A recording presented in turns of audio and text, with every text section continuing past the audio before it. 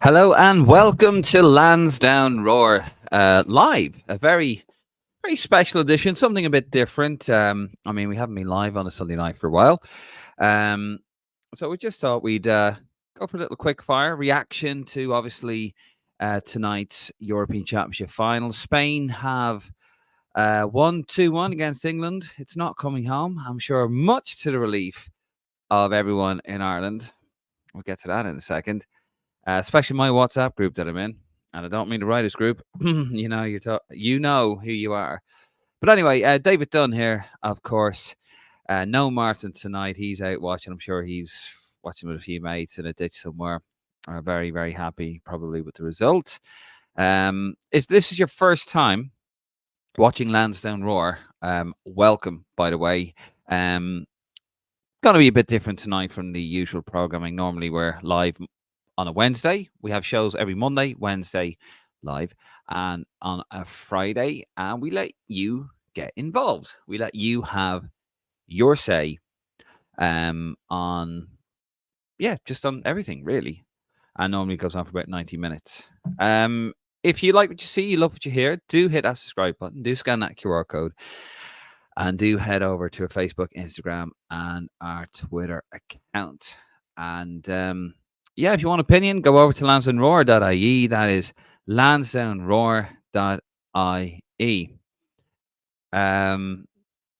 See the first comment coming in there. Going to let the comments build up. But have you say, leave a comment, get involved. Are you happy England have lost? Are you happy Spain have won? Spain winning their fourth European Championship, so they are the most successful club international team in Europe.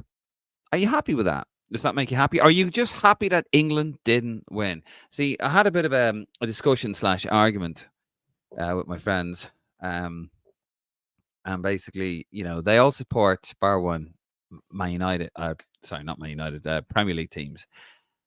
And I felt this vitriol towards England, and I just thought, we all support Premier League teams. I don't understand it. Bar one, he's a Pats man. Fair play to him. So I don't know. You in the same camp? You just delighted it's not England? Do you think are you an Irish Premier League fan? And are you delighted that England didn't win? Or did you want to see England win? Does it make us bitter as a nation to want England to win? Is it rivalry? Is it history? I'm not saying that you should support England, by the way, at all. I just want to know. I just want to get everyone's rationale behind it. Because I'm going to just show you a few things. We'll get to the game anyway. We'll talk about the game, but they're the comments I want to get into. Is it time? And I'm asking a question before I get absolutely hammered. Is it time that maybe Irish fans, if they want, I suppose, I don't know, it's a weird one. I'm not saying you should support England, but if you got England, Spain, and you're supporting an English team, you're probably more in common with the English football team than you would the Spanish team. Now I know we all have our second countries. For years, I used to support the Dutch team, which is kind of ironic because they were like our number one nemesis for years on the Jack. But that was a fabulous Dutch team with Bergkamp, Overmars, even the one before that with Hulle, Van Basten, Ronald Koeman, and his brother Frank Koeman, I think. No, that's not his name. I get mixed up with Ronald and Frank de Boer. I just sort of want to get to that, but we'll talk about the game first anyway. But have you say, leave a comment, get involved. And I see some comments coming in there. Keep them in. I'm going to get to them. I'm gonna. No, we're not going to be here all night. As we normally are through the comments. We're gonna go to the comments as we go, and also if you want to ask me anything, please do. This is Irish football's most interactive podcast. It is the voice of the fans, and we give you your say. If you've never watched it before, this is the show where you get your say. You get to ask anything. Keep it classy to a degree. Say what you want, but just don't get us kicked off the air, kind of thing. Well, here they are. Here's the Spanish lads there winning. I mean, they were. First and foremost, right? Never mind the England argument. Congratulations to Spain. They were by far the better team in the game. England were poor. They could have been 3 or 4 up, I thought. England kind of went in with fear. Um, Spain just looked like they could just go through the gears, and they did. Obviously took the lead. Nico Williams. I mean, lovely finish from that boy. Kyle Walker giving him so much time and space. It was incredible, but he did so well. Pickford, no chance. And then, of course, the equaliser was absolutely phenomenal. Palmer. Let me get some stats up here. Palmer, bit of a deflection, and it was beautifully taken. Cole Palmer, and then that was on the 72nd minute, and then Mikel Oyarzabal. Am I saying that right? Oyarzabal, because you don't say the Z, do you? It's I don't know. I can't even pronounce the Irish names most of the time. He got a goal in the 86th minute. No reprieve from VAR, as maybe I was watching it on ITV. What channel did you watch it on, by the way? I watched it on BBC initially, and then my PlusNet, who, by the way, if you live in the UK like I do, I live in London, PlusNet is the single worst internet provider. If you're thinking of going to a new internet provider and you think of PlusNet, don't. They are rubbish. My internet went down 6 times during the final. So I don't know. I just switched to ITV and I was watching that instead. What channel did you watch it on? Did you watch it on RTE? Saw some comments there on ITV. On Twitter about Ronnie Whelan on RTE apparently being too pro England. What did you make of that? What did you make of the final? One man I'm sure is absolutely delighted with the final, and here he is, James McLean. He did this last year, didn't he? As well, he was any team that England played. There he is. By the way, sorry for the audio listeners. He is wearing a Spanish jersey. He's quite pleased. I'm sure he's pleased now. I couldn't get a response to that. In terms of another post, I couldn't contact James McLean for a comment or anything. He did it last year, didn't he? He did it in Euro 2020, and any team England played, and he was playing in England at the time, and he wonders why he gets so much abuse. But that's there he is there, and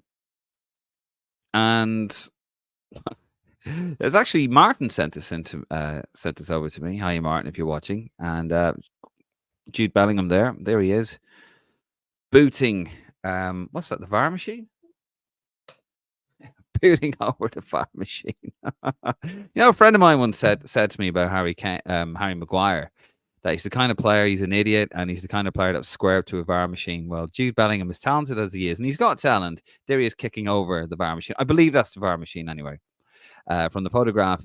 It's funny, like, you see Harry Kane there, and I know the Harry Kane jokes are going to come in, and he's going to get dogs abuse, but there he is, and, you see, well, that's the difference right there, isn't it? There's Jude Bellingham booting over a VAR machine, and Harry Kane, when he was taken off as a sub by his manager on the 60th, I think it was the 60th minute he came off. Not a word from him.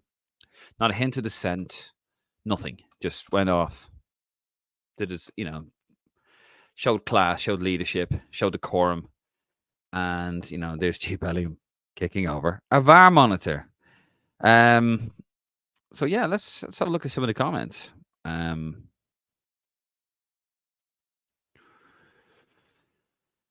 Era v Ireland, or equals Ireland, sorry. Still, dear Germany were robbed, but as far as I'm concerned, anyone but the English. Why is that? May I, if you don't mind me asking, why is that? And normally we sort of give it a bit of time. For the why does it say 11:03 on that? Normally we give it a bit of time for the comments, but I want to get into the comments. But why is that? Why anyone but the English? Era equals Ireland. What is your reason for that? Also, you follow up on that comment. Kane rather showing a lack of passion and care, whilst Bellingham showing it in spades. So you think I'm not having a go at you, but you feel that that's passion by Bellingham. Do you not think that Bellingham though has been childish? Also, I think he's been quite poor, Bellingham, even though he got the overhead kick. I don't think he's really. I think he's flattered to deceive a little bit during the tournament. I mean, he got the overhead kick, that was fantastic, but I don't think he did much. Neither did Kane, by the way. Apparently, Kane went in with a back injury. I don't think he played full 90 minutes, did he? I think of one of the games he may have. I don't know. I don't think that's passion. I don't think it's like when your team loses and you go out and you smash up a phone box and someone goes, "Why'd you do that?" "Oh, my team lost." But why'd you do that?" "Oh, I'm passionate." Don't know. I just find it a bit strange. Nathan Fitzpatrick, Mimosas. See you in Dublin, England. Yes, that's right. That will be England's next game. Will Gareth Southgate be the manager? We have our manager, Hyman Hallgrimsson. I think I'm saying that right. But will England have Gareth Southgate? Um, Coming back in that era equals Ireland. The egoist fans believing they deserve it every time we get around to a tournament. Yeah, but why is that? Why do you think that? Because I'll be honest, I've lived in London for 13 years, and I remember when the World Cup came around in 2018, and my sister's English, um, born and bred over here, and I remember telling them all, like, "You've got a really good team. I think you do well in the World Cup." And I was like, "No, no, no, we're crap. We're rubbish. Can't play. Absolutely rubbish." It's like, "No, no, no. I think you do well. You got to the semis. You know, probably should have won the last Euros as well in 2021." Now we know that was a mess outside the stadium. I was there that day. I was working actually, and that was quite scary. But I don't think the English fans are egoist. I think that's just something. And please come back. Come back. But I just think that's a bit of a fallacy. I think that's sort of just we think like we look back to the 90s, and we just I think it's just a kind of it's a rhetoric that's sort of dispelled or not dispelled. It's a rhetoric that sort of does the round. Sorry guys, my vocabulary is struggling.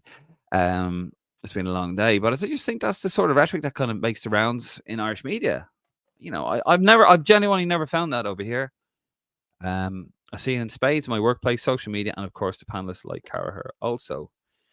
Yeah, I mean, I saw one today though as well, where Paul Merson, balls.ie now getting in on the act, and he had Paul Merson saying, "Oh, do you remember he was so confident they'd win it?" Well, they got to the final.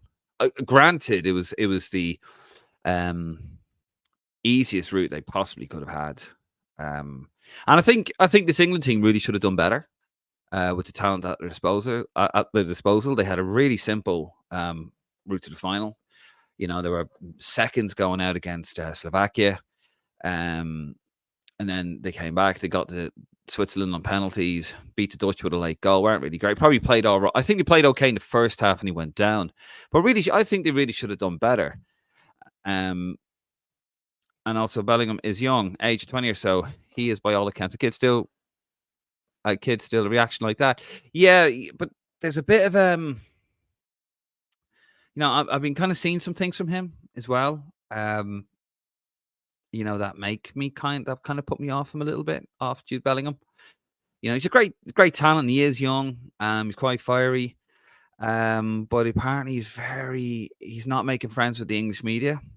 He doesn't really speak to them unless he's getting a man of the match award, or sorry, what's it, player of the match award now we say these days. And you don't think it's great, but you don't think it's fair to call it childish.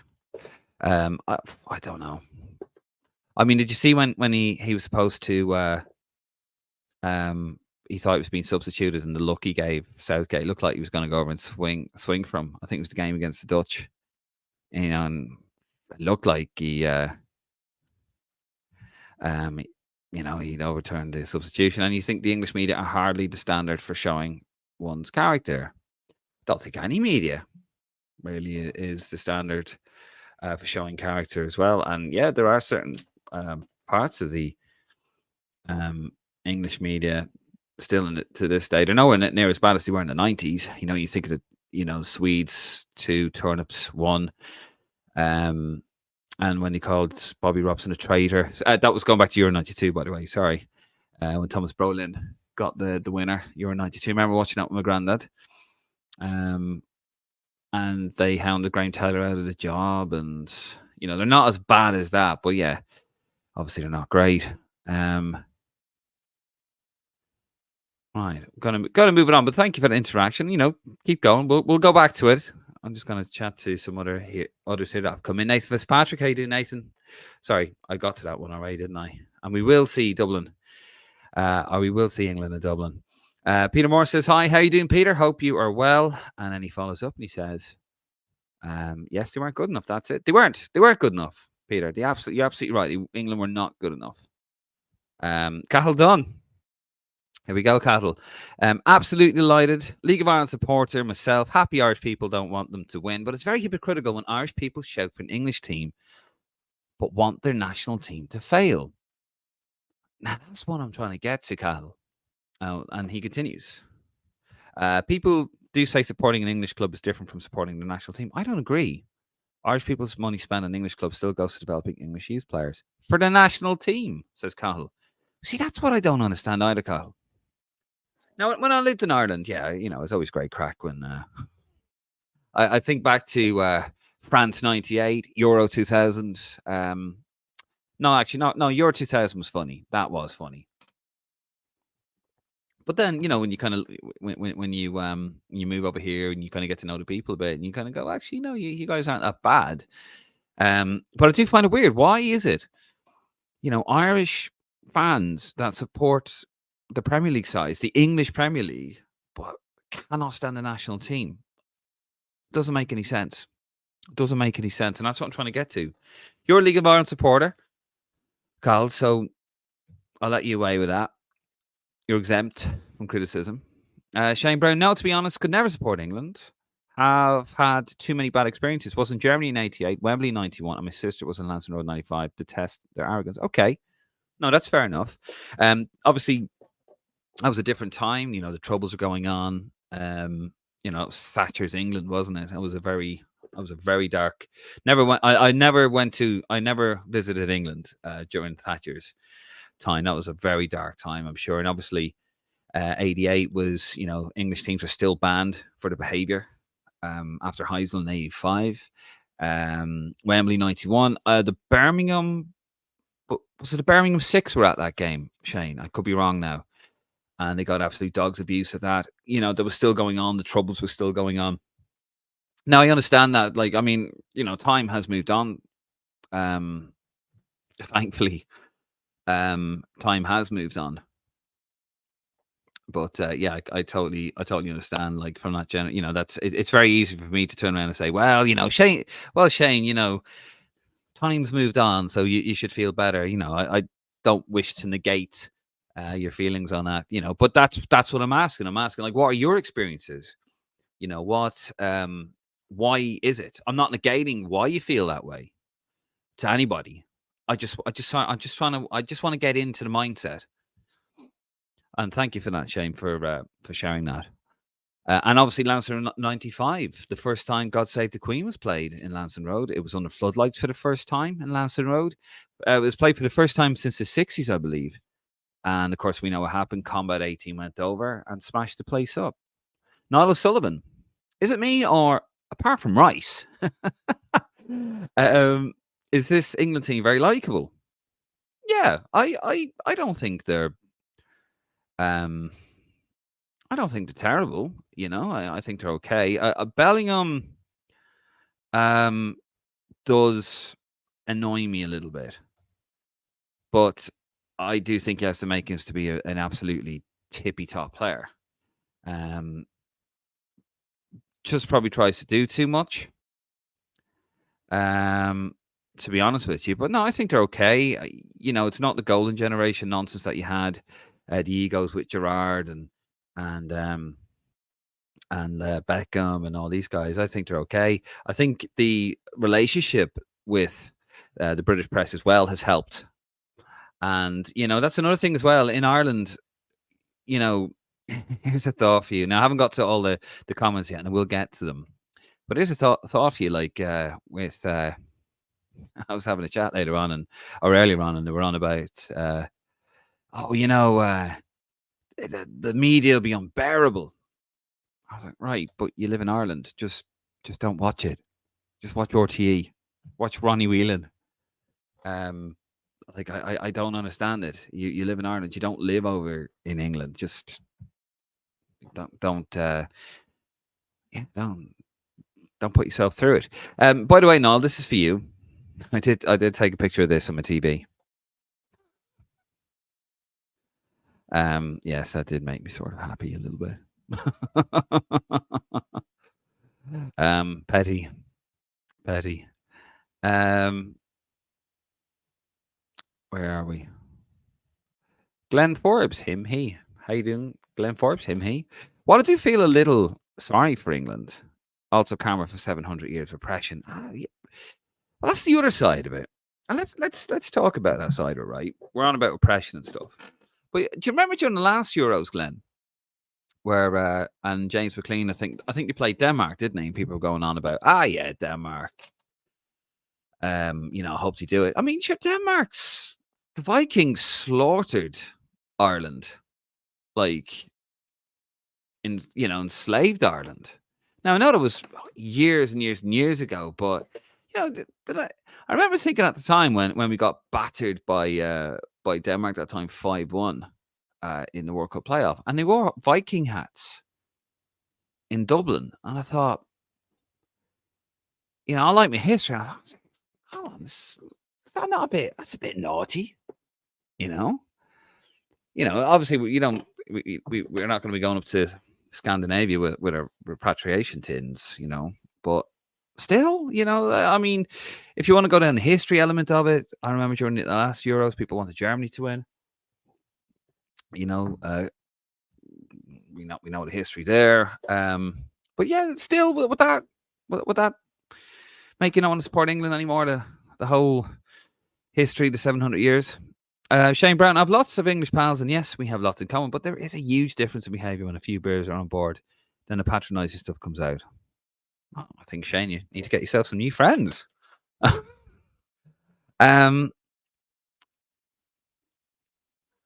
Yeah, no, I don't know with that one, Shane, because I remember I'd have friends over in London, and I think I remember a friend of mine saying that, the Irish the English look down on the Irish.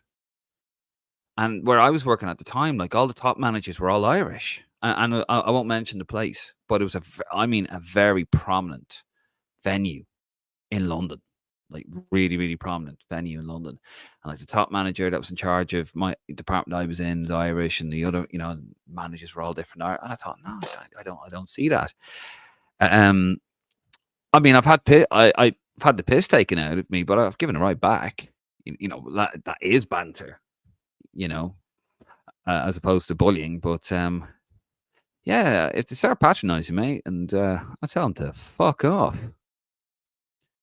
Bill over at Irish Football Blog. Dave, you're speaking far too much sense tonight. People won't like it. No, they probably won't. Probably disowned from my own WhatsApp group. not the writers one. Darren, how you doing, Darren? Next up is Ireland. Yes, it is. Yes, it is. By the way, what do you make of the new manager so far? We've had a few days to bed in. What do you think of the new Ireland manager? I like him. I like what I've seen so far. He's trying. He wants to implement a few out of the box. He wants to think outside of the box a little bit. Something I think we needed in this country. But what do you like? What do you make of him? Obviously, look, that the process wasn't great, and the way it's come about. And I'm not really having fully what Mark Canham is saying, but this guy, I don't know. I'm. He was at the League of Ireland games. He's moving over to Ireland. He's only costing 650 grand a year, apparently, and supposed to get whopper bonuses if Ireland qualify for the World Cup. But sure, if you qualify for the World Cup, who cares?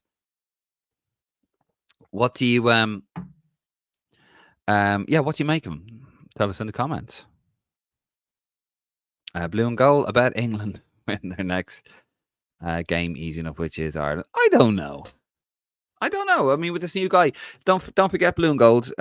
England might not have a manager. They might not have a manager for the next game. There could be a little bit of upheaval. Harry Kane might not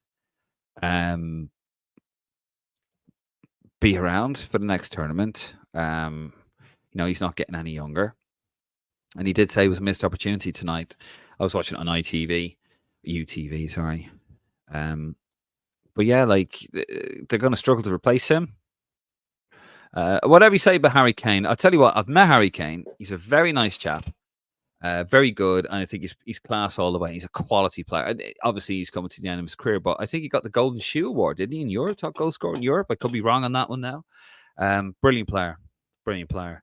Jimmy Shell, how you doing, Jimmy? I had €100 in England from start for the squad they have. It's ridiculous. Don't follow Premiership, but follow Shelburne first and foremost. Fair enough. But don't get this rubbish of Irish fans following Premiership teams and then go against England. It's gone childish now. I mean, I'm not being funny, but you've got a player. Where is he? Who played in England.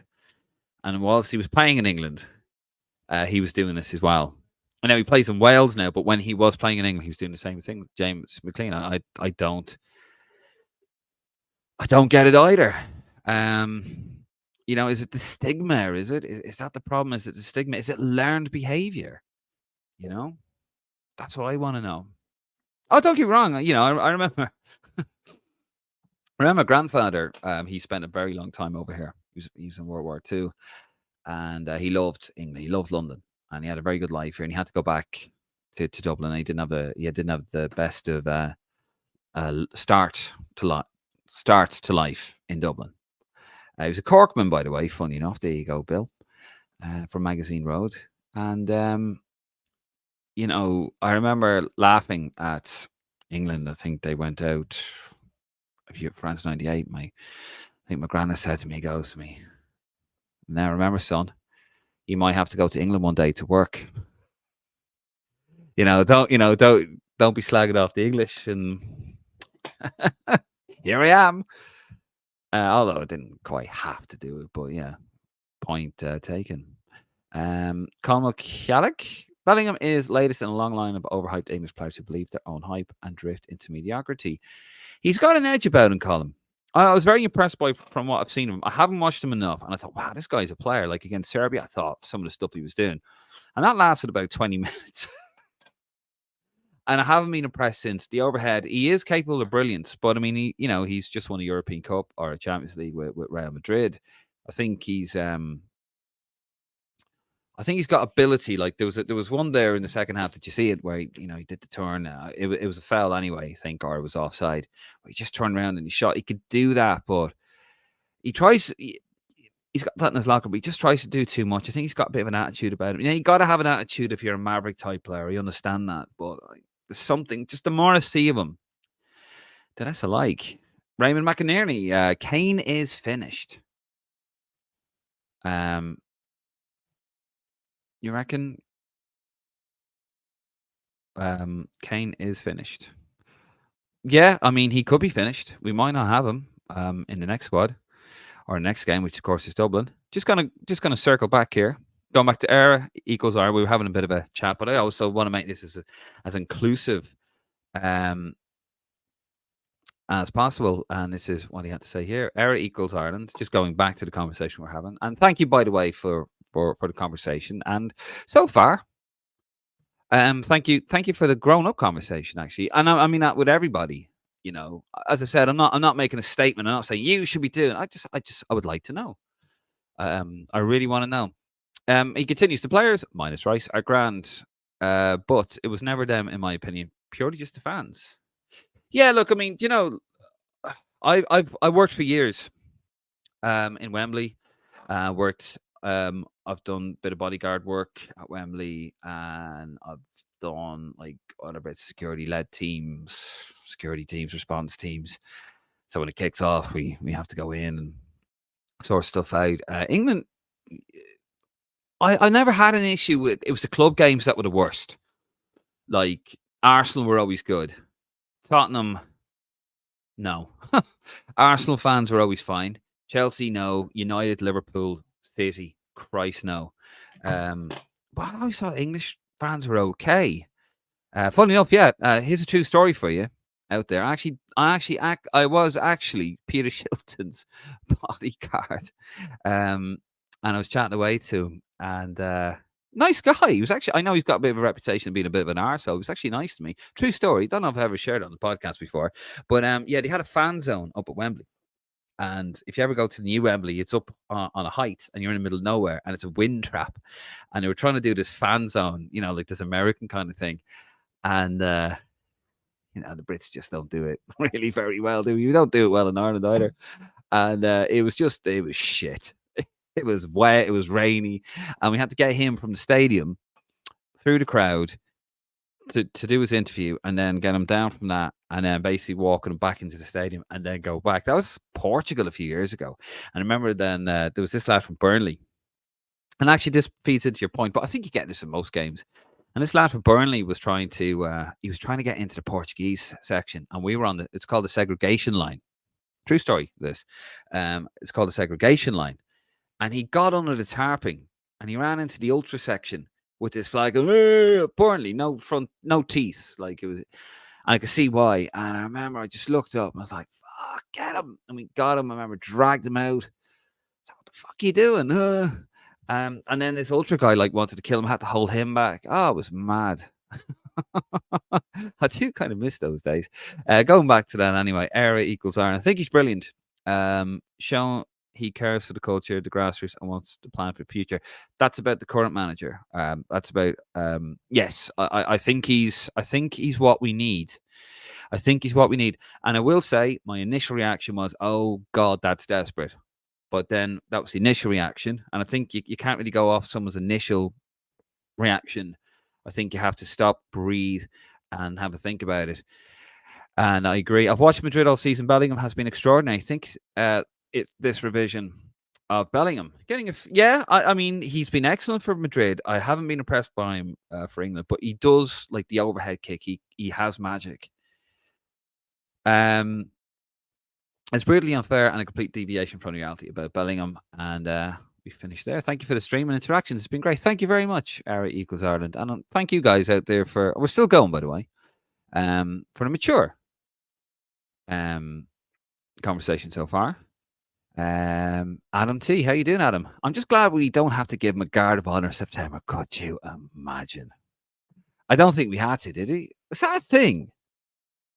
Is that something we have to do? This is Guinness Zero, by the way. If you're watching me for the first time, yeah. Deaglin, I don't think he's watching. My friend, he got me this. It's a Guinness Zero glass, and I do. If you're watching Deaglin, I do cherish it, and thank you so much for that. And when I do have a Guinness Zero, I don't have much of it. I do like to have a little tipple of it because I can't drink the real stuff, unfortunately. Right, McInerney, rice, baby. Yeah, we can laugh, can't we? We can laugh. Here's a funny story for you, Raymond. Right? I'm coming out with the stories because I'm on my own, you see. So I'm trying to make it as entertaining as possible. And if you like this, and we could do the odd little sort of off the cuff lives where we go out and chat with you guys just on my own or whatever. Let me know if you like it. I'll do more. If you don't like it, I won't do them anymore. Just trying something different.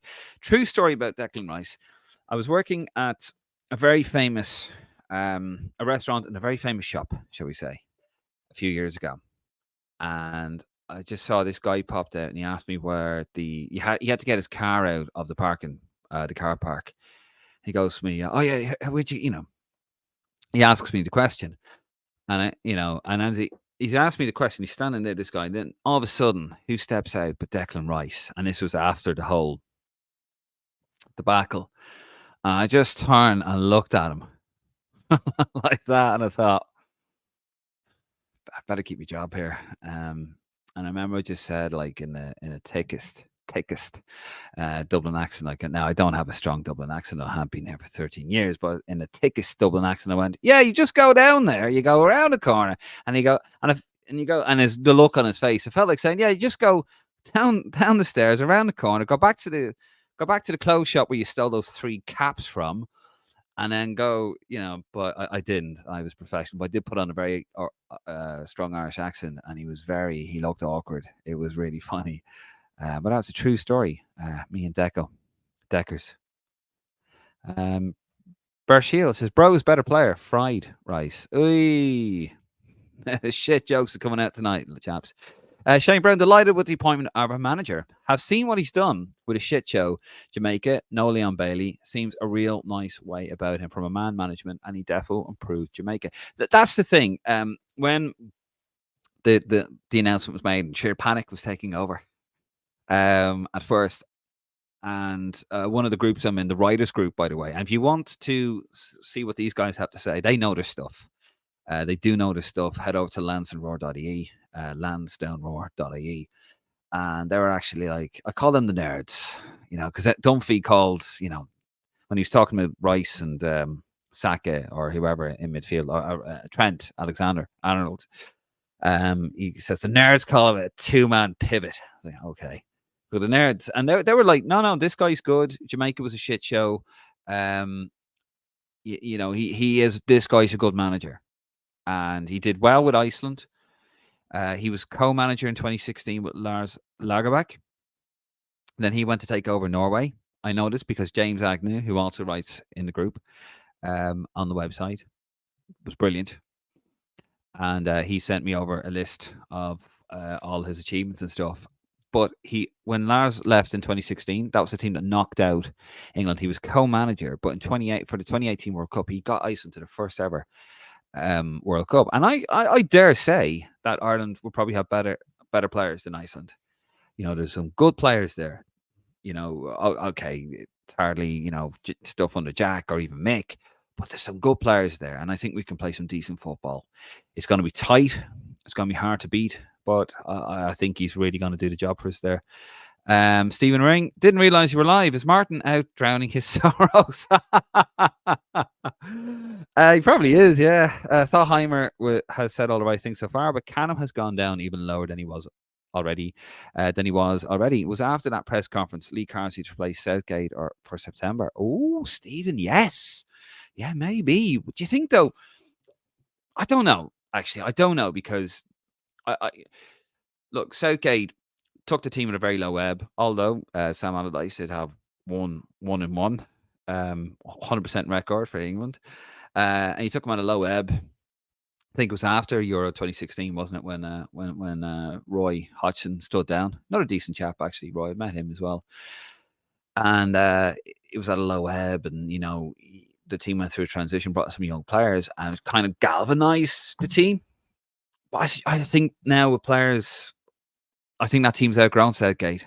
I know he got them to a final, and I know if you're looking on the outside in, that looks ridiculous. It sounds ridiculous what I'm saying. But if you look at the path, they had the easiest path, and they jammed their way to the final. And that's the thing with cup football. They were playing like a championship side in the FA Cup, and he got to the final and kind of finally got undone by the best team he went up against. And you know what, right? When England started attacking Spain, when he put it up to them, and he said, right, 2-1 down, we got 5 minutes left, Spain came asunder. And you think, why didn't you do that from the beginning?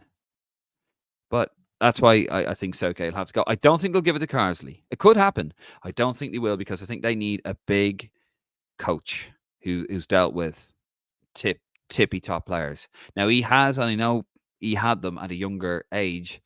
Some of these lads at a younger age. I don't know a great deal about the English youth setup. Not going to try and pull the wool over your eyes. We don't do that here. I'll hold my hands up. But if he did have some of these guys, he had them on a stage, not when they were superstars, not when he made it. So it's a different ball game. Brian Kerr. Anyway, Blue and Gold. First mistake the new manager will make is capping League of Ireland players. League is poor. Look at the Derry game in Europe last week. Yeah, it was a Gibraltar team, wasn't it? He lost to... no, I don't think that's what he's trying to do, though. I think he's trying to get... Is it camps? Did I read that correctly? It was a bit of a mad day, folks. I do apologise. I wasn't as active as I would have liked. Was it camps, was it?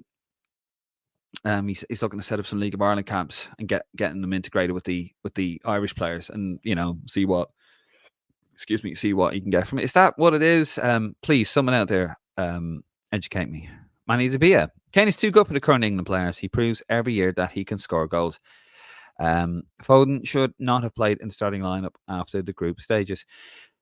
He is a fabulous player, Phil Foden, but yes, he didn't. I think it just didn't work out from this time around, did it? He just seemed, the whole team just seemed inhibited. Like, if you're, he's one of City's best players, and he just looked like he's rocking around with the weight of the world on his shoulders. He looked like he had shackles on. Up the fucking rasses, UT Darren. Tell us what you really think. Here's one as well. Speaking of that, actually, what did you make of or RTE put on Bloody Sunday, documentary Bloody Sunday 1920, because I think there's been 3 Bloody Sundays, hasn't there? There was that one. There was the one obviously in Derry, and if you count the one in Enniskillen as well, the Remembrance Day in 1987. But they put before England's live final today, they had a Bloody Sunday documentary. Do you reckon that was on purpose? I don't know. What do you reckon? We put it up on Facebook and I got a fair bit of welly on that. I don't know. Those things are normally done weeks in advance, aren't they? But then you could always just change it. Just need an hour program. Another one as well. What did you make of Damien Duff? Damien Duff said he wanted Abbottstown razed to the ground. He said 90% of the staff should be sacked. And he said that Abbottstown was one of the most uninspiring places to work, or something along those lines. I'm paraphrasing here a little bit, although I think that was pretty much on the money of what he said. But then he had to come out and apologise. And that's his apology. And he says, do you know what? I probably should have got a better. Hold on. I can barely read that myself. This is what he had to say. I am writing this letter to you all to say that I'm deeply sorry for my comments in the media on Wednesday, the 10th of July, when I mentioned sacking 90% of the FEI staff. I knew it was wrong when I said it, and it is all I have thought about since. You're all working hard for the benefit of Irish football, trying to pay bills, support families, and pay mortgages. And frankly, it was a ridiculous comment. It was deeply disrespectful to you all. And you all have every right. It was very disrespectful to you all, and you all have every right to be disappointed and angry with me. I love Irish football. I love the league. I will always continue to fight for them both, but my words helped neither. My emotion and fight for the game came out very poorly, and I regret it. What did you make of that? What did you make of his comments? What did you make of his apology there? I thought his comments were bang out of order. I think Duff, bit of a mouthpiece. That's my opinion. I've no skin in the game really with the League of Ireland. Well, I mean, Pats, I suppose, when he used to live in Dublin, but so there's no tribalism there. I just think he's a bit of a mouthpiece. I just think he comes out with unhelpful comments. I mean, you might go, yeah, you tell him, Duffer. But what does it really help? Like, you've got people in the FEI who do have mortgages, who do have families to feed, and he's saying, oh, yeah, just sack him. I mean, it's a bit irresponsible, isn't it? I mean, he's apologised for it, but did he apologise because he means it and he regrets it, or is he apologising because Shelburne could have been sanctioned? Probably still should be sanctioned when you're coming out and asking for a building to be razed to the fucking ground. Anyway, David on YouTube, I think people forget that England is our rivals and it's okay to not support them. And in my opinion, supporting a Premier League club is vastly different than the English national team. So that's the thing, David, right? I heard about that. But what rivalry? May I ask, respectfully, what rivalry? Where's the rivalry? I think it's a one-way rivalry. I'm not saying that to be funny. I'm not saying it to be controversial, but it's a one-way rivalry.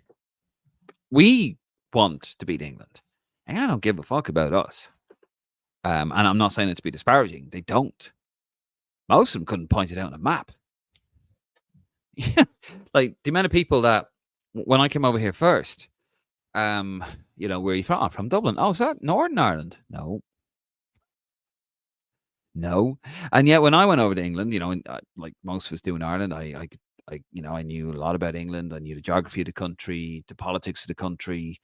And yet they wouldn't know what, they wouldn't know what Taoiseach means. They wouldn't know the name of our house, of our version, our government building, our Houses of Parliament, good old Dáil Éireann. They wouldn't know anything like that.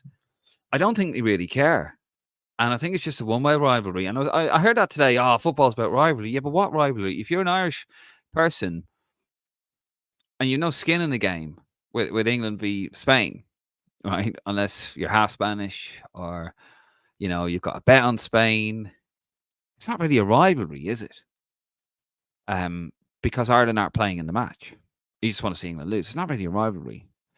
And I think a rivalry, you have to be somewhere, there has to be,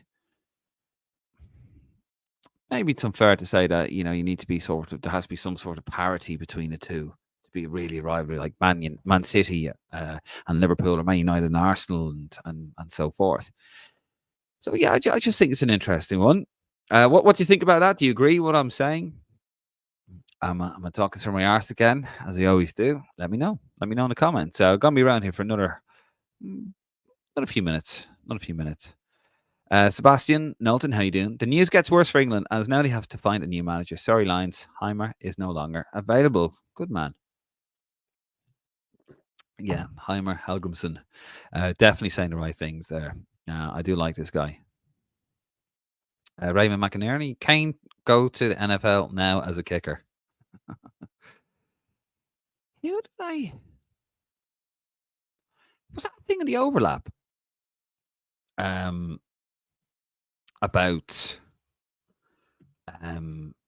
Kane that he could play as a kicker.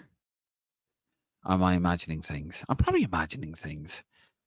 Someone said about him. Oh yeah, the guy that owns Burnley is an NFL player. Anyway, yeah, no, thank you. That's the right one. Yes, I've lots of those, Raymond. Lots of those. When I'm completely out of the security industry, I will tell a lot more. I just haven't worked in football for years. 2021 actually. Jay on Twitter. Do you think Heimer will get Anselmo McNulty to declare for Ireland? I think if he's good enough, yes. I think he wants to play for Ireland. If he's good enough to play for Ireland, yeah, definitely. I think he's a granny ruler, isn't he? The manager, Heimer, he likes the granny rule. He did it with Jamaica, turn it up to 11. I don't think Iceland have. I could be wrong, unless it's with Denmark. As I know, they were under Danish rule, weren't they, till the 40s. Don't think they have many granny rulers as such. Where obviously Jamaica, have a huge diaspora, like all around the world, like ourselves. We do have a an affinity with Jamaica, Ireland. Just sounds like their accent sounds very similar. But I think if he's good enough, yeah, he absolutely will. He will go after the granny rulers. He definitely will. And what I like about this guy, he's a clear communicator. Do I still have it here? He loves when a plan comes together. Hold on, let me just take the comments off there. He loves it when a plan comes together. He does remind me of John Hannibal Smith, George Shepard version of it anyway. And yeah, I've liked what I've seen of him so far. Let me get back to the comments. Bert Shields. Bert, how you doing? So is it a clean slate now for all players and young untried players with our new gaffer? Yeah, I think so. He'll obviously watch back some of the games there. You have to. We said it here on the podcast for a long time. Martin definitely said it. To be fair, I got to credit Martin. He said that. Maybe Stephen Kenny won't benefit from these minutes from these players. He won't fulfill. He won't receive the full potential of these players. It'll be the next manager that will, and he has. And I think history will look kindly on Stephen Kenny. Look, we know the job is too big for him on so many levels, but at the end of the day, Heimer goes in with some good young players, some technically very solid players, and I think we're literally about 2 or 3 cute players from having a really good side that can qualify for tournaments and compete. Not saying we're going to win anything, but look at Sammy Smolik. Should have been in a team ages ago. He's already improved the dynamic up front. You play him in his right position in a number 10 role. That boy can play. He links up the play. He's that little bit, that little bolt that was missing. We need some wing backs. If he wants to play wing back system, our last 2 managers decided I was always playing wing back system with no wing backs. We need a central midfielder. We need somebody to link the play in midfield, and I think we got something there. The goalkeepers are good. The central defense is good. The fullbacks a little bit ropey. Like to see Festy get more of a chance. Maybe what's his name? A lot of places. Southampton used to play with Swansea. Name escapes me. Yeah, I think, and he's going to look to add to that, and I think he will. I think he will go after more granny rules. He'll make more of an effort. He'll be more comfortable with the continent. He's not from the continent, obviously, but he'll be more comfortable, I think, going down that side of things as opposed to just England. I thought Kenny did that a lot, didn't he? He just seemed to only go with players that were in England. You know, when Josh Cullen was doing really well at Anderlecht, he never really got a look in. It was always Conor Hourihane. And Conor Hourihane hadn't played for like 10 games, and Josh Cullen was playing week in, week out for Anderlecht, and he still wasn't getting a look in. Also, Troy Parrott, £8 million. AZ Alkmaar finished fourth in the Eredivisie last season. Brilliant move for him. Don't underestimate that. That's fantastic. If he bangs in the goals for them, you know, he could be playing Champions League football in a couple of years' time. Brilliant stuff. Stephen Ring, is a big name manager going to do any different? England. Capello was a huge name and didn't do anything. I think Carsey didn't take the Ireland job because he knows he's next in line for England. He's well thought of at the FA. Majority of Ireland fans wanted a big name for the Ireland job, and Heimer isn't a big name. No, but Helgrimson is. But since his announcement, majority of fans are happy with him. To answer your first question, I think it is just one question. The rest is a statement, and you make some very valid points, Stephen, as always. Probably not, to be fair, with England. See, the problem England have, right, even with Spain, they have a style of football. England doesn't have a style of football. You know, the Premier League, you look at the top three managers, Spain, German, playing all different types of football with different styles of football with players from all over the world. Spain have a style of football. You know, from the academies, they will play the one style. So when it comes to international football, they will go back to that style: passing, pass and move. And that's why English teams have always looked disjointed. You know, you've never seen like a real clinical. You've seen them power past, you know, the lesser teams and power past. You know, they beat Germany. I think they beat Germany in that stadium. I think 3-2 a few years ago, 8 years ago. You know, you've seen them do that, but you've never seen them sort of like clinically, you know, play like a clinical style of football, pass and move, because they can't do it because they don't have a style. It's been a problem. Like in Ireland, we don't have a style because we don't have a fully functioning league just yet. We have the makings of one, but I think that's just a major problem. So that's very difficult. You get someone like Pep Guardiola in, it is international football, and you know he only gets them off for a few weeks of the year. What's he going to do? It took Guardiola a full season to get the grips with the Premier League. Not the Premier League, sorry, to get the grips with what he had to work with in the Premier League. And then once he got the grips of it, but that took training and that took time. You don't have that in international football, so it's a really tough one. So maybe Carsley, maybe I'm going to go back on what I was saying, Stephen. Maybe Carsley could be the man to take that next step, actually, to galvanise that squad. Because I don't think a big name manager would do it. In fact, I've actually talked myself out of my own point. Thank you. And yes, I think most Irish fans are happy with Heimer. Shane Brown, RE manager's plan was to have off. Thank you for this, but this is why I love the Roar Faithful, because you educate me, and thank you so much. Shane Brown, RE manager's plan was to have off official FIFA window cycle international games where he could use the opportunity to trial League of Ireland or fringe players against other countries looking to do same.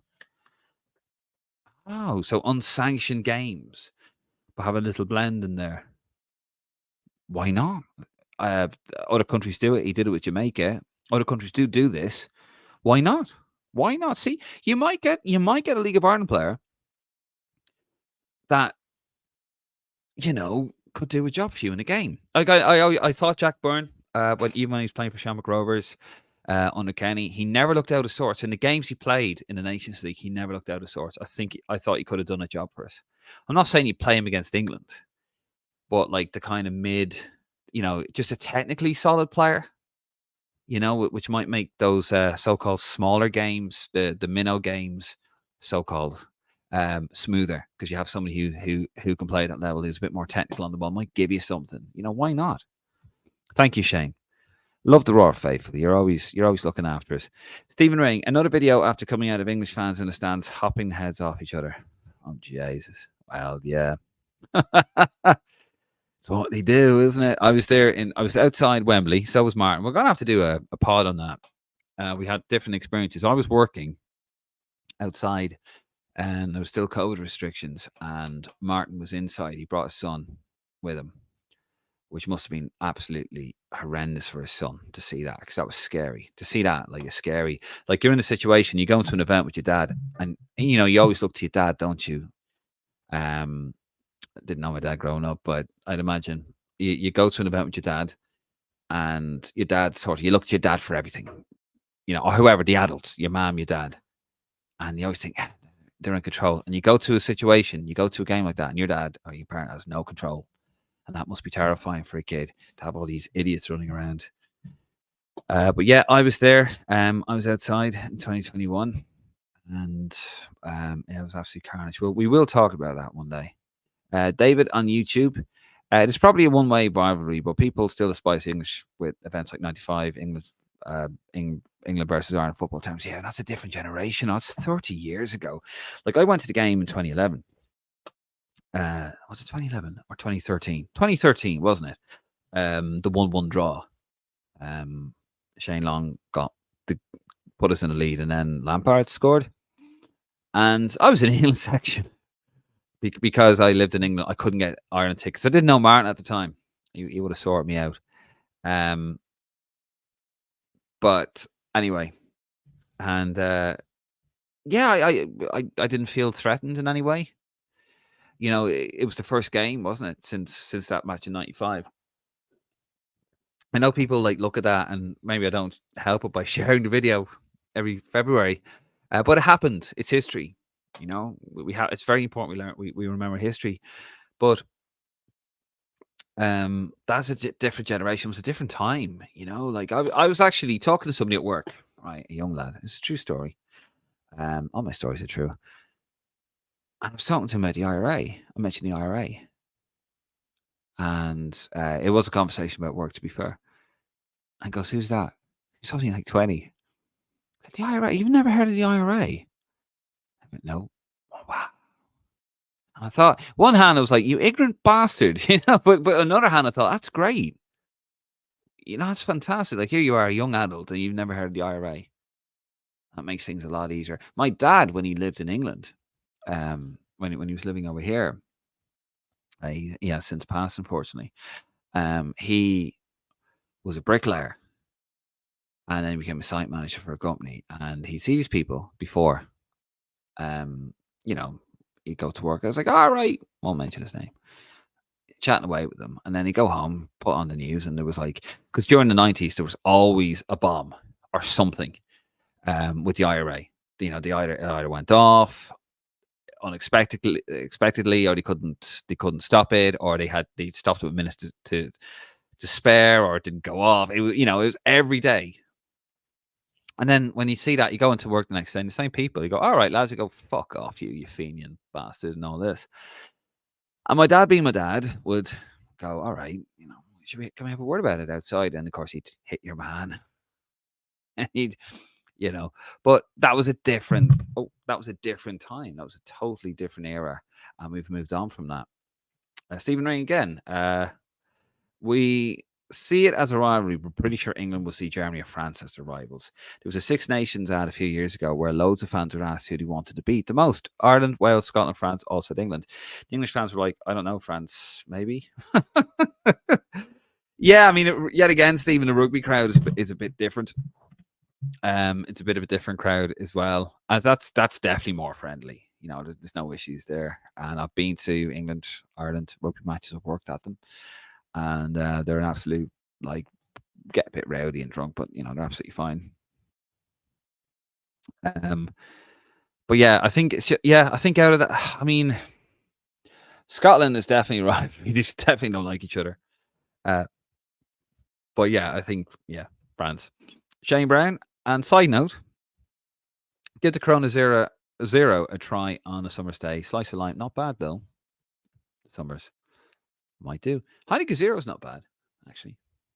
Thank you for that, Shane. Seed Ring, Anselmos. Am I butchering that? Mam is Irish and spent summers in Ireland with the Ireland under 21s. So if he is good enough, I don't see why not. Connor Noss could be another one. 100%. Shane Brown. David, give the Chrono Zero a try. Oh, that's repeat itself there. No, producer. It is just me. Stephen Ring. I will die on the hill that Kenny was the right man at the wrong time. Maybe. Maybe we won't get that started. Is Dave McGuinness watching, is he? He won't be happy. Stephen Ring. Joe Hodge could be the one that comes into midfield. Yes. Yes, he could.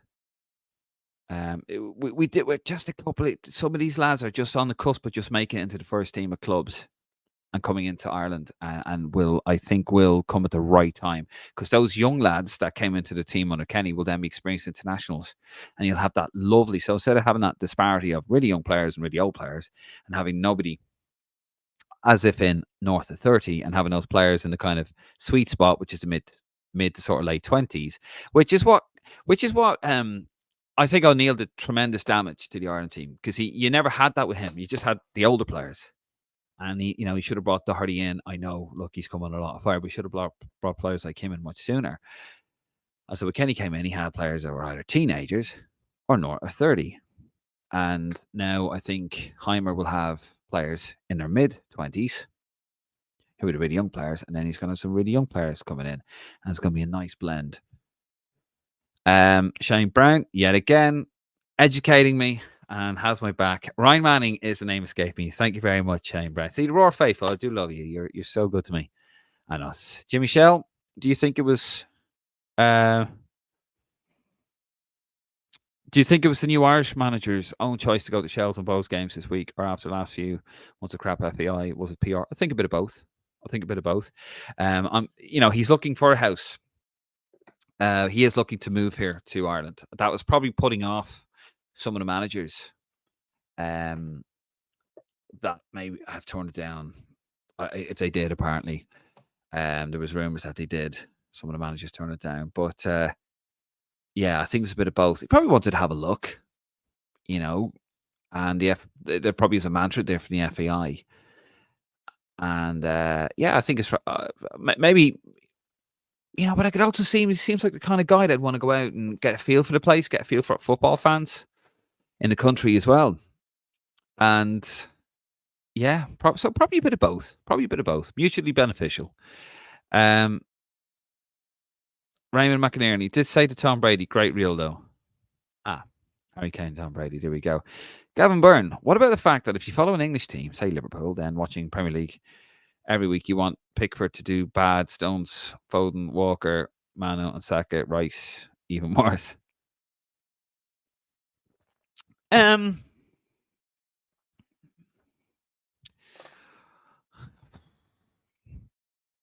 get what you mean. Yeah. I mean, English fans do that as well, don't they? Like a Liverpool fan. Like if you're an English fan, which is always funny because they would always throw that at us, and they would always say, "Oh, why do you support us? You support the players playing for the clubs, but when you play for England, you hate them." And I remember said to somebody, "Well, it's the same for you.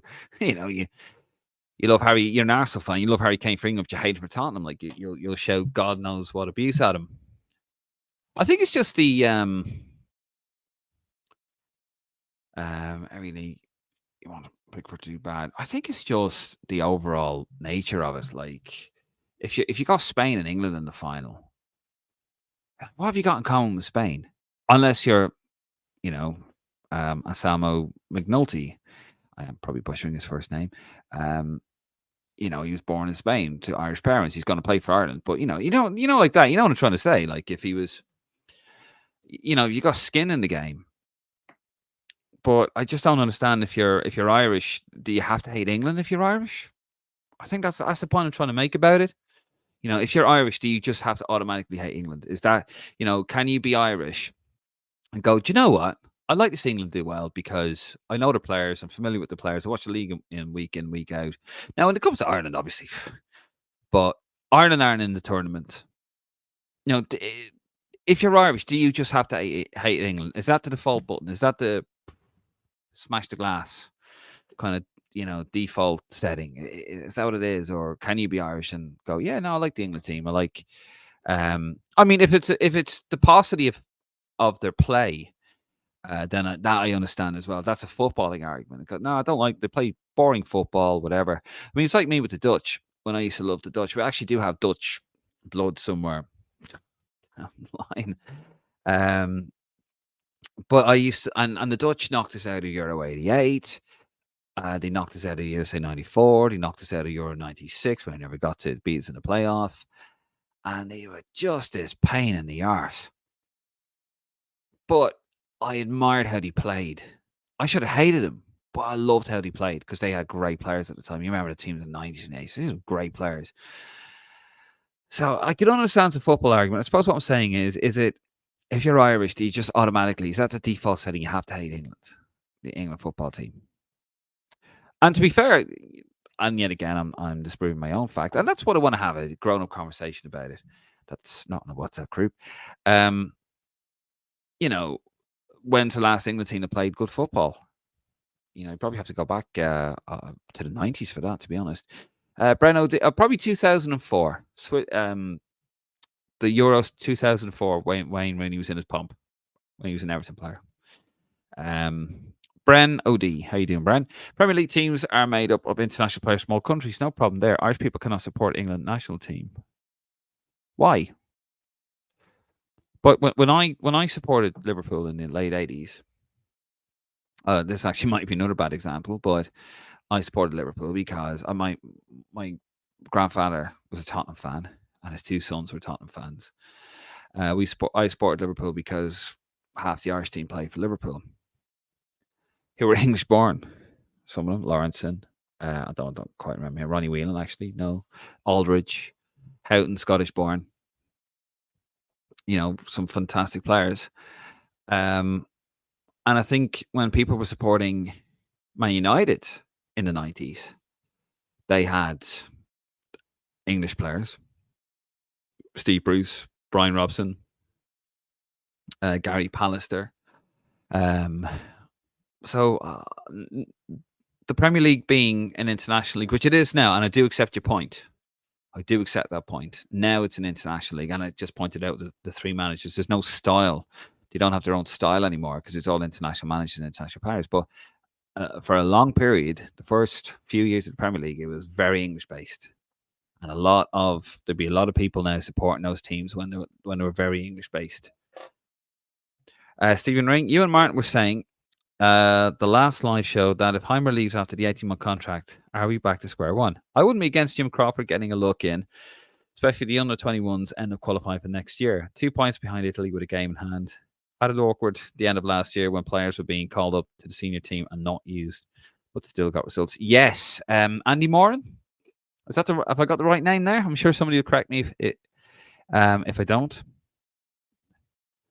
Andy Moran, he was the captain, and he was taken for the game in Amsterdam. Correct me if I'm wrong, please.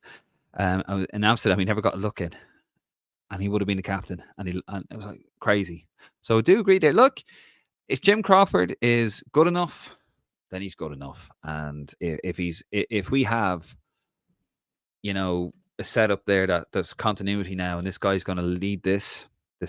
The coach set up the coaching team, and then you have somebody, let's say John O'Shea. You need to have. If you find a great coaching, it's actually a very old principle. It's actually a very old practice in football. The Liverpool way, for example, the Anfield way, was Bob Paisley. Sorry, Bill Shankly, right hand man, Bob Paisley. Shankly took the club as far as he could. Paisley took over, took it to a whole other level. Then his assistant Joe Fagan came in. And then a bit of a curveball because then Kenny Dalglish came in, but he was in the club. He was captain. He was a player manager. So that continuity was always there. So you'd ideally want somebody like a John O'Shea maybe to learn from the manager. You'd like to think, you hope Heimer gets a contract extension. And he's ideally around for 4 to 5 years because if he's got a contract extension, that means he's obviously doing a good job. You'd hope. And then when he kind of goes and goes, it's been great, but I want to go back home to Iceland. Whatever. If he's in for 10 years, fantastic. It means he's done a jack and he's qualified for loads of tournaments. Then you want the next guy who's part of that team to step in. And there is that continuity. I think continuity is so important when it comes to international management. I think, because you don't have the players for long periods of time. You have to just keep it simple, and that's where teams like Spain have the edge because they can go back to the very fundamentals of what they're taught in Spain. The Spanish style of football is the ball is your friend, and they'll just pass and pass and pass and pass and pass, and maybe a little bit of brilliance, like the 16-year-old lad that scored an absolute wonder goal against France. You can hold on to the ball better, but the English lads can't because they don't have a DNA. They don't have a style of football in England because it's made the Premier League great. It really has. It's made the Premier League brilliant, but it has been for a long time at the cost of the national side. Peter Moran, when's the next Nations League? That would be it's every 2 years, is it?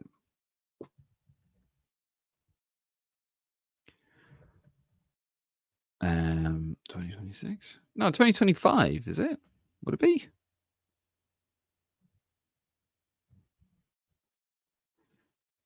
Oh, I don't know. Somebody has that. Sorry, Peter. Someone out there for Peter, if you could answer that question, if you know, someone out there in the raw faithful knows. You guys are a lot smarter than me, and I think you're the same. Yes, you are the same when you say hi as well. How you doing, Peter? Thank you for the question. If someone's out there watching, before we go, if you could answer that one, I don't have a production. I don't have a production team. It's just me, McGuinness Zero, my little rabbit, my little three-legged rabbit over there. Should Heimer not just make an Ireland B team for the League of Ireland lads? That's something they used to do. I think the last Ireland B team was 2008. It was against Nottingham Forest. It was in Delimo Park. I used to live next to Delimo Park, actually, Cabra Park. And I could literally see the lights from my room. Which is always weird when I was watching a game on RTE when they'd show a League of Ireland match and what was going on. And that was the last Ireland B team. So maybe it will be something along those lines. Maybe sort of like a gentrified version of it, so to speak. Peter Moran, when is the next Euros? 2030 is the next Euros, Peter. That is going to be held in the England, Scotland. Well, it's supposed to be the UK and Republic of Ireland, including Northern Ireland or the Six County, whatever you want to call it. But they can't get their act together. But it's going to be held in the UK and Ireland, but maybe minus Northern Ireland because they can't build Casement Park. I think Sinn Féin are trying to get behind it. I saw a thing there that was shared. Don't think it's going to happen. But you never know. You know what they're like up there. They can't get anything sorted. They can't agree. Peter Morris says, well, look, we're not winning anything anytime soon. Well, just need to qualify first, Peter. Stephen Ring, I was supporting Spain because I was cheering on our fellow EU brethren. Oh, you're playing that one now, are you? Okay. Yeah. Isabella Duffy, you stupid shit. It's not only the Irish that didn't want England to win. It was all of Europe, you dickhead. Oh, Isabella. Thank you for your comments. It was all of Europe. Okay. Gibraltar as well? Did Gibraltar want? Oh,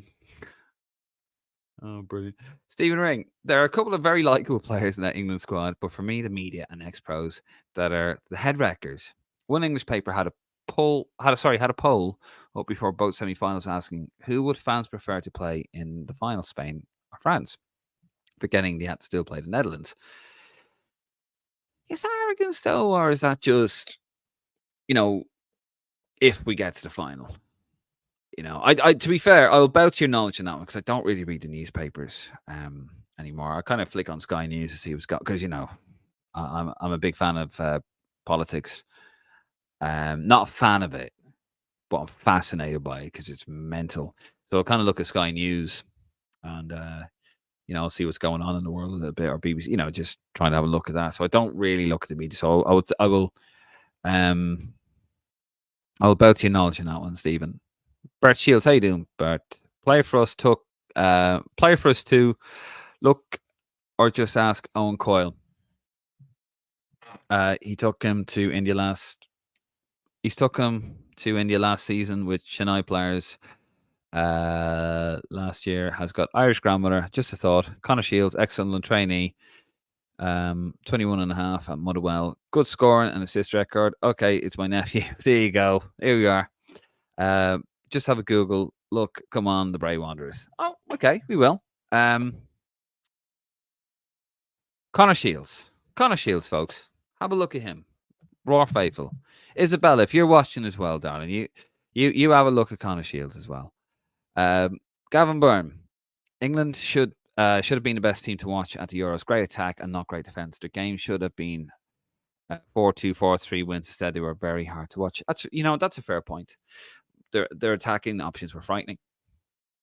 But with Southgate, it's probably why he has to go. He just had them playing with fear. And when they pressed that Spanish team, they couldn't defend.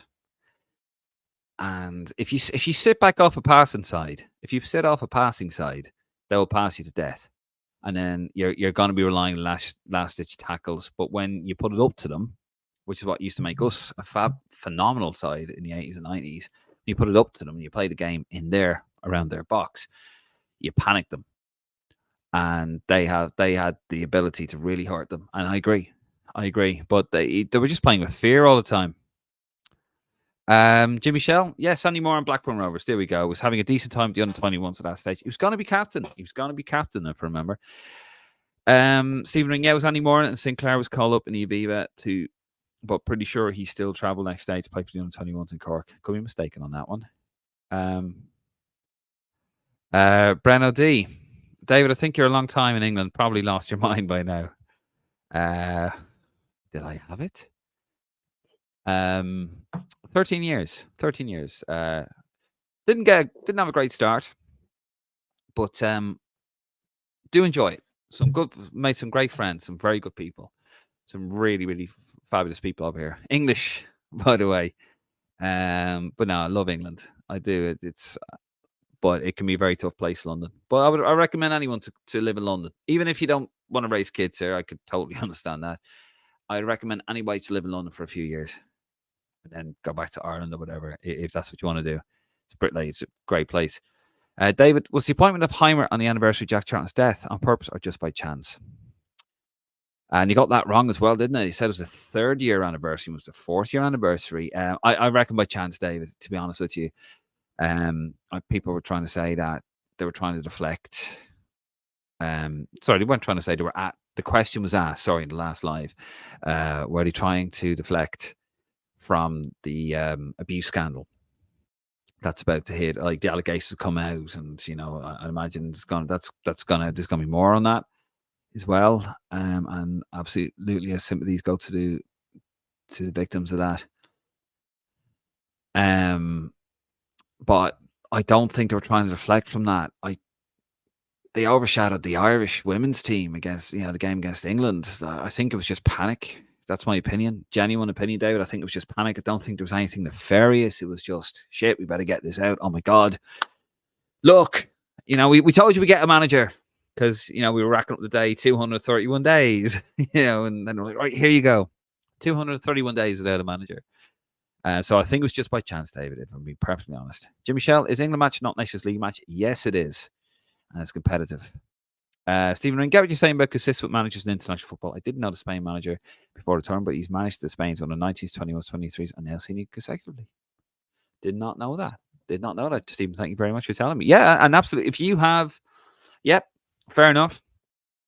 Going back a little bit my point as well, but if you I think the under-21s is supposed to take over from the senior manager. That's the ideal route, isn't it? So if Jim Crawford's good enough, he's good enough, and I wouldn't have an issue with that. Shane Brown, I'm off now to watch Colombia v Argentina. Spoiled today, but thanks for the show and all you do keeping us expats in the loop on all things Irish football. Viva España. And Breno D, last comment goes, Brana D. Going to watch Argentina. Thanks for the chat. And thank you for the chat, folks. Been, wow, 1 hour, 20 minutes. Stayed on a little longer than I intended to. This is, if you're new to the show, Isabella, if you're watching, Isabella Duffy, if you're new to the show, hit this subscribe button, will you, Isabella? Give us a like, give us a review. But that's it. We ask you to get involved, have your say, and we'll read it out. We don't care. But yeah, it's not normally like this. Normally we'll pick a topic and talk about it. Martin and I would, but he's not here in a top. Why not? And yeah, sorry, Jimmy. Great to hear you. Good night, Isabella. Yeah, it is what it is. I've been called all sorts of things, and that's fine. Yeah, it goes with the territory. But listen, guys, thank you so much. This isn't normally what we do, but this is like a little Brucey bonus, I suppose. And but if you like to see, you love what you hear, please give us a subscribe, but give us a cheeky subscribe on YouTube. Hit the subscribe button, scan the QR code if you can, and head over to a Facebook, Instagram, and our Twitter account. But we are trying to grow the YouTube channel, and we've got a few exciting things in the pipeline now, and we're really excited by it. And you know what? You guys have been fantastic. As always, the Roar faithful, and I love speaking to you guys. We will be back on Wednesday. We're going to spoil you now. We're going to give you another live on Wednesday. We're not going to do the Monday program. We're going to wait till Wednesday, do a live on Wednesday, we hope. And then Friday, we'll be back with a regular programming. And don't forget, Monday and Friday, Monday, Wednesday, Friday, is when we have a show. Monday, Friday, pardon me, are recorded, and Wednesday is live. So, Isabel, if you want to hit us up again on Wednesday, you're more than welcome. But anyway, thank you very much, guys. We're going to leave it there. Good night. God bless wherever you're watching around the world, and we do have viewers all around the world as well. So, good night. God bless, and safe home. See you on Wednesday.